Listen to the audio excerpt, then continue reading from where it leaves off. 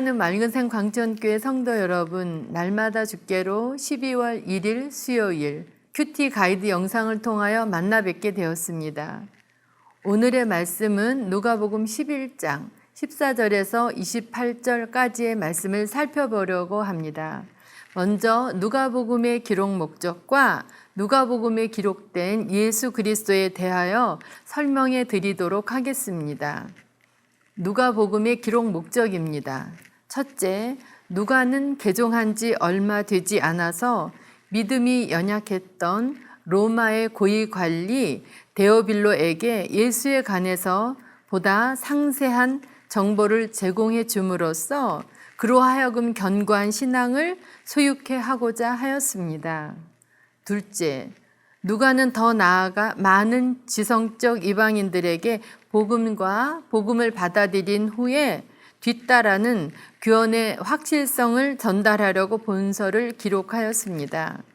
셋째, 누가는 기독교가 이스라엘의 진정한 종교로서 활발히 확장되어 나아갈 수 있도록 본서를 통해 복음 전파의 합법성을 입증하고자 하였습니다. 넷째, 누가는 종말론에 관련된 문제나 빈곤과 부 또는 각계각층의 사람들로 하여금 예수님을 믿게 하려고 하였습니다. 결론적으로 누가는 이방인들에게 완전하고 유일한 한 인간으로서의 예수의 생애와 사상을 알림으로써 믿음을 견고케 하고 불신자들의 공격을 막으며 결국은 복음이 더 널리 전파되기를 바랬습니다. 누가복음에 나타난 그리스도입니다. 누가복음에는 하나님인 동시에 완전한 인간이신 그리스도를 증거하고 있습니다.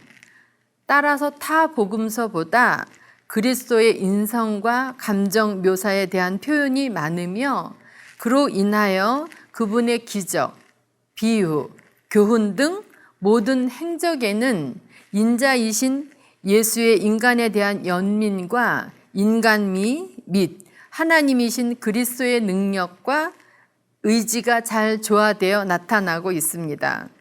잃어버린 자를 구원하러 오신 인자는 한 인간으로서 이 지상에서 기쁨과 슬픔을 모두 맛보셨으며 가난하고 경멸당하며 병들고 죄인 취급당하는 자들에 대해 특별히 깊은 긍휼과 연민을 보이셨습니다. 오늘의 말씀 제목은 예수께 굴복함으로 얻은 인생의 변화입니다. 내용 관찰로 들어가서 1번입니다. 예수께서 말 못하게 하는 귀신을 쫓아냄을 보고 무리들이 한 말은 무엇입니까? 14절에서 16절 말씀입니다. 예수께서 한 말 못하게 하는 귀신을 쫓아내시니 귀신이 나가매 말 못하는 사람이 말하는지라 무리들이 놀랍게 여겼으나 그 중에 더러는 말하기를 그가 귀신의 왕 바알세불을 힘입어 귀신을 쫓아낸다 하고 또 더러는 예수를 시험하여 하늘로부터 오는 표적을 구하니 예수께서 귀신을 쫓아내는 것을 보고 일부의 무리들이 긍정적인 의미에서 기히히 여기고 있을 때 다른 사람들은 부정적인 반응을 나타내었습니다. 무리들이 놀랍게 여겼으나 그 중에 더러는 말하기를 그가 귀신의 왕 바알세불을 힘입어 귀신을 쫓아낸다고 하였습니다. 2번입니다. 예수님께서 바알세불을 힘입어 귀신을 쫓아낸다는 말이 어불성설인 이유는 무엇입니까? 17절에서 19절 말씀입니다. 예수께서 그들의 생각을 아시고 이르시되 스스로 분쟁하는 나라마다 황폐하여 지며 스스로 분쟁하는 집은 무너지느니라. 너희 발이 내가 바알세불을 힘입어 귀신을 쫓아낸다 하니 만일 사단이 스스로 분쟁하면 그의 나라가 어떻게 서겠느냐. 내가 바알세불을 힘입어 귀신을 쫓아내면 너희 아들들은 누구를 힘입어 쫓아내느냐. 그러므로 그들이 너희 재판관이 되리라. 예수님께서는 자기를 비방하는 자들의 이야기가 전혀 논리에 맞지 않음을 지적하고 있습니다. 같은 변 안에서 싸움을 일으켜 온전하게 남아 있을 수 있는 나라나 집은 없다는 것입니다. 나라와 집이 그러하듯이 사단도 자기들끼리 서로 싸우면 그 나라가 바로 설 수 없다는 것은 당연한 이치입니다. 따라서 예수께서 귀신을 쫓아낸 것은 바알세불을 힘입은 것이 아니라 하나님의 힘을 입은 것이며 싸움은 사단의 세력과 하나님의 나라 사이에서만 있을 뿐이라고 하는 것입니다. 3번입니다. 더러운 귀신이 쫓겨났다가 다시 돌아와 어떤 악행을 저질렀습니까? 24절에서 26절 말씀입니다. 더러운 귀신이 사람에게서 나갔을 때에 물 없는 곳으로 다니며 쉬기를 구하되 얻지 못하고 이에 이르되 내가 나온 내 집으로 돌아가리라 하고 가서 보니 그 집이 청소되고 수리되었거늘 이에 가서 저보다 더 악한 귀신 7을 데리고 들어가서 거하니 그 사람의 나중 형편이 전보다 더 심하게 되느니라. 이는 하나님의 은혜와 권능을 체험하긴 했지만 그 속에 성령이 거하시지 않을 경우입니다. 다시 말해서 귀신이 나간 이후 한동안 공백 상태가 지속될 뿐 성령을 영접하여 드리지 않음으로 인해 돌이킬 수 없는 영적 파탄에 빠지게 된 경우인 것입니다. 성령으로 채워지지 않음으로 결국 악령의 지배를 받게 되리라는 사실을 암시하고 있습니다. 왜냐하면 사람은 영적인 존재이므로 하나님의 영의 인도를 받지 않으면 사단의 지배를 받기 마련이기 때문입니다.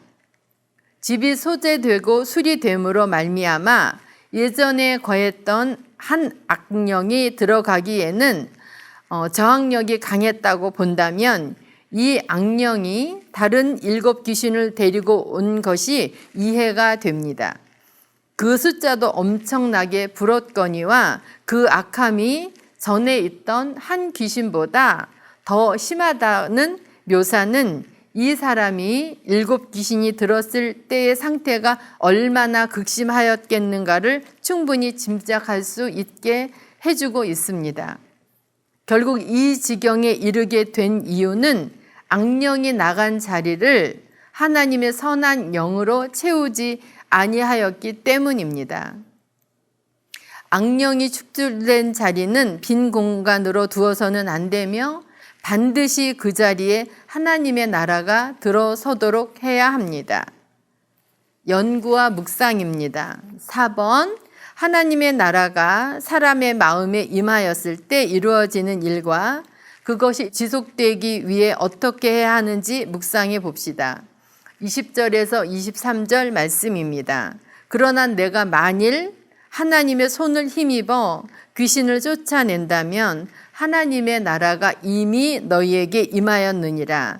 강한 자가 무장을 하고 자기 집을 지킬 때에는 그 소유가 안전하되 더 강한 자가 와서 그를 굴복시킬 때에는 그가 믿던 무장을 빼앗고 그의 재물을 나누느니라.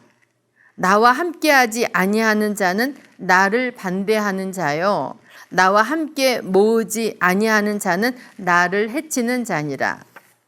예수님의 말씀은 단지 적대자들의 비방을 반박하는 데 그치지 않고 더 나아가 하나의 놀라운 사실을 선포하고 있습니다.